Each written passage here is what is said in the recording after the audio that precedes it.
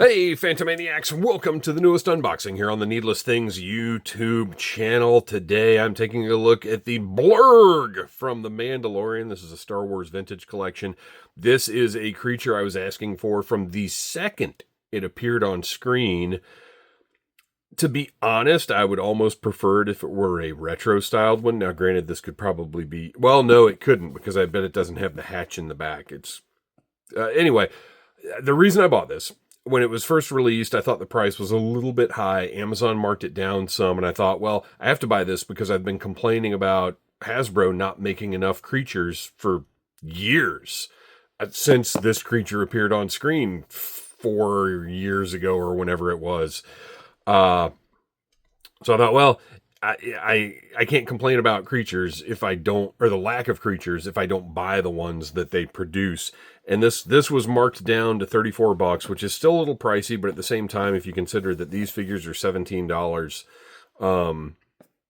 then that math works out pretty well, because $17 for this creature is, that works for me. So the math worked. I decided I wanted to buy it before something weird happened, because you never know what the supply is going to be on this stuff. I could have said, well, I'll wait for it to go down more, and then all of a sudden they dry up and it's $60. And I really wanted to have a Blurrg. I thoroughly enjoyed this bizarre, very puppetry-based creature. Like, as soon as I saw this, it looked to me like a person, like, their legs here and holding up a rig. And I can't remember from the behind the scenes exactly what it was, but it just hit that nostalgic note in me of, like, this is what creatures looked like in the 80s when I was developing my taste and preferences and everything else. It's in sort of old school packaging. All the stuff included is on the back here, and of course this is the old, the original version of Mandalorian, because this is from season 1. So let's open up this Blurrg and see what we got going on here. I'm excited. Like I said, we just don't see enough creatures in Star Wars anymore, and it does feel like a privilege to be opening one right now. I'm thrilled at the announcement that they will be going deeper into the retro collection and releasing some original trilogy characters that never saw figures in the Kenner line. All the Star Wars, well, I say all the Star Wars I collect, it's essentially only vintage collection and retro collection. I'm much more invested in retro collection right now, because vintage collection gets so many re-releases and so many things that, honestly, I may not be that interested in. So, retro collection is where it's at. Because I am not a guy who puts any value on, I have to have the original version of the thing. I had the original version of the thing when I was a kid. So, I've been there. These retros are exciting because I like collecting. We were talking the other day about the G.I. Joe 25th Anniversary series on Audible Interlude, our G.I. Joe podcast. And it kind of, in talking about that G.I. Joe 25th Anniversary, the excitement of that for me was not as much in the figures themselves as in the collecting. Now, granted, I treasure that collection. I will never get rid of it. I will never even put it away, barring some surprising and unfortunate circumstance. But it was the collecting, and that's where I'm at with the retro collection, is I'm loving collecting these. Now, granted, the nostalgia is a big factor. I love that form factor. But it's the collecting of the figures that I'm really, really into. It's so funny that he's just got one arm pre-assembled. All right, so let's go ahead and put our Blurrg together. I think it's pretty apparent how he assembles. I say that, watch me struggle for the next hour to get all this stuff put on. Wonder if those legs will need heating up at all. Seems like a soft enough plastic. Might be easier to put them on at the same time and have some pressure on either side. Did that get it? Yeah, I got it. All right. Look at this hideous little creature. I love it. It's got a nice opening mouth. Let's do a little zoom here. That tongue, all that texture inside the mouth. His teeth look great. The eyes are nice and glossy and completely vacant. The arms, just kind of standard shoulder joints, and that's it. And that's all I need. I don't need it to be any more than that. Oh, that's funny. The one that was pre-assembled is not locked in. Is it now?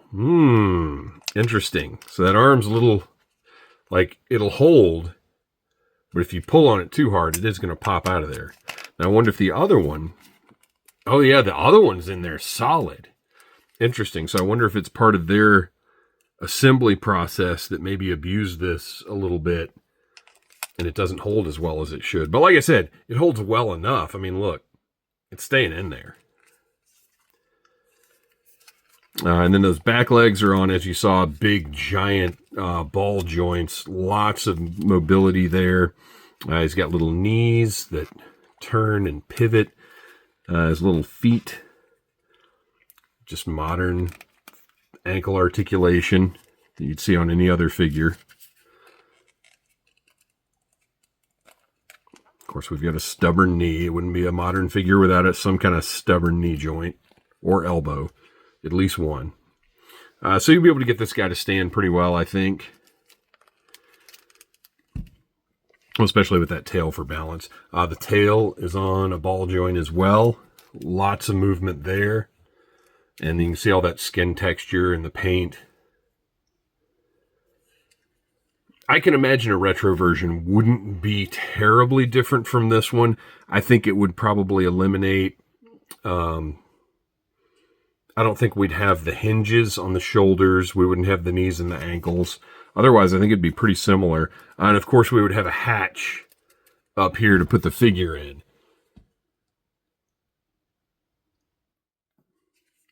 And I do kind of wish this was that, but it's not. And it's fine. Because I still love my vintage collection stuff.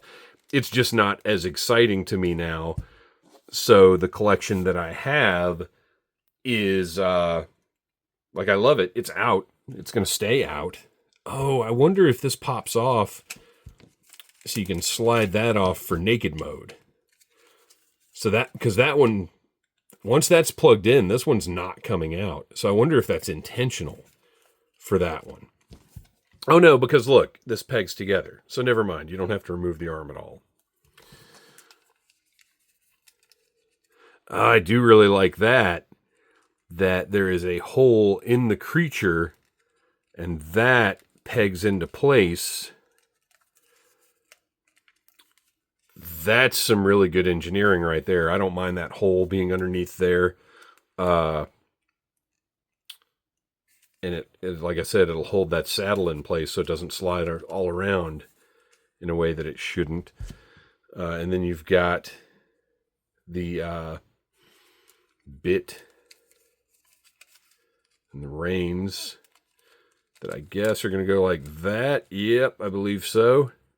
So that goes under the jaw. The bit goes in the mouth. And there you go. The Blurrg all saddled up and ready to carry. I don't know if we knew his name at this point. Did we? Did we know his name was Din Djarin at this point? Or was he still just the Mandalorian? I'm not sure. Oh, look at that. Beautiful. I love it. All right, let's open up this figure. I've got several different vintage collection Mandalorian figures. Well, look, and it says The Mandalorian. So I'd be willing to bet at this point, because I think they started putting Din on the cards. With the help of the Ugnaught Vapor Farmer Queel, the Mandalorian learns how to tame and ride a Blurrg on the desert planet Arvala 7. I need to rewatch this first season. So the reason I'm opening this up, even though I've got other Mandalorian figures is I want this one on the Blurrg. Like, I do like to have in my collection, and I mean, I'll buy variants of characters, whatever, that's fine. But I like to have one on the shelf, posed, and then if one needs to interact with a vehicle or whatever, I want the one that interacts with the vehicle as well. All right, let's move this stuff out of the way. And I would imagine that, well, first of all, this one has a soft goods cape, which is a must, and I think a huge improvement over the original that had the plastic cape.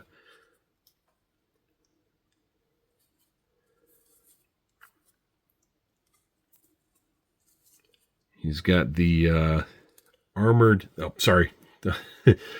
I'm getting used to this 3x zoom, which may not be necessary. Let's do this. No, it is a little better. Last time I tried to review a figure this scale, I had all kinds of problems. It's got that armored shoulder piece that's gonna...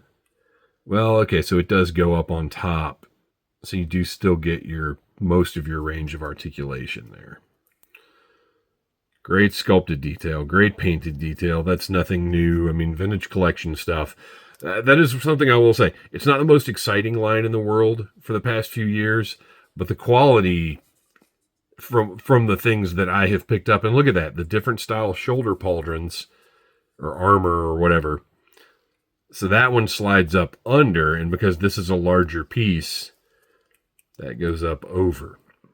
And this is before he had the sigil on there. This, oh shoot, what is it called? Something Shrike? Is that right? I don't remember. But no, it's the Mud Hen, right? Because that's when he gets it. I really do need to watch the first season again. I'm sure you'll tell me in the comments. Head has a great range, not a removable helmet or a separate piece, because there's no need for that in this version of the figure or the character. Great elbows, more than a 90 degree bend. That is a great looking figure. I don't know how updated it is versus another one that I've got on the shelf, but it certainly looks excellent. It's got a blaster. Love that metallic finish on it. Looks great. I'm sure there will be no problem putting it in that hand. That's refreshing considering the trigger finger issues I've had recently. Check out the last few Ultimates reviews I did for more on that. But we'll be keeping that in the holster because he's going to have both hands on those reins. And then we can store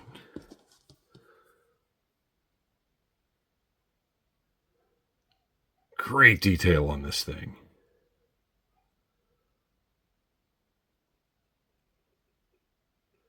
I believe this might have a little extra over one of the ones I've got now because I don't recall, and I've reviewed so many figures over the past however many years.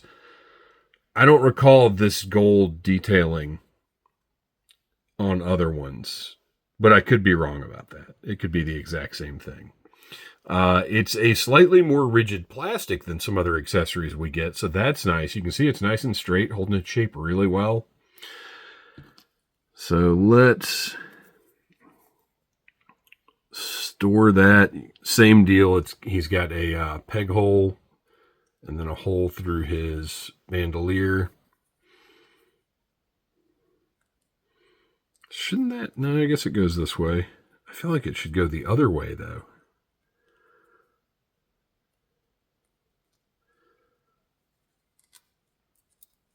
Oh, man, I thought it was going right in.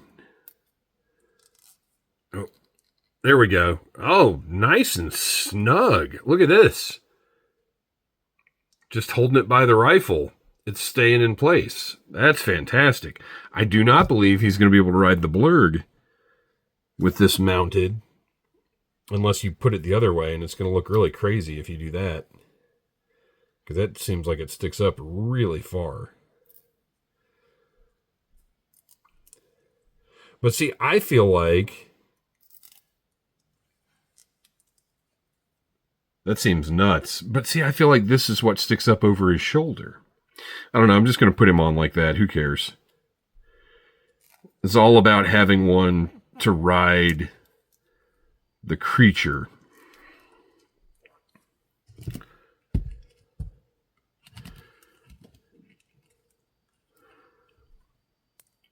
So he's not really going to be able to put a hand on that. Well, maybe.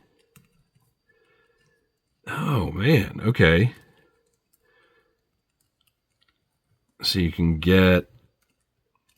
It's wild thinking about those retro style figures, the Kenner figures that I grew up with, and how much you had to sort of fake out a lot of the interaction with the vehicles and creatures and whatever else, to now when you can just about get them riding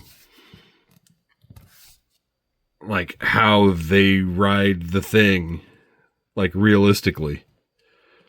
Look at that. You can pretty much get the hand on the pommel. I can fiddle around with this a little bit more and probably get it a little better, but look at that. I'm basically riding that thing correctly. It's wild. Like I said, I'll play with it a little bit more and get a little more accurate pose. Excuse me. But I love it. The Mandalorian and his Blurrg.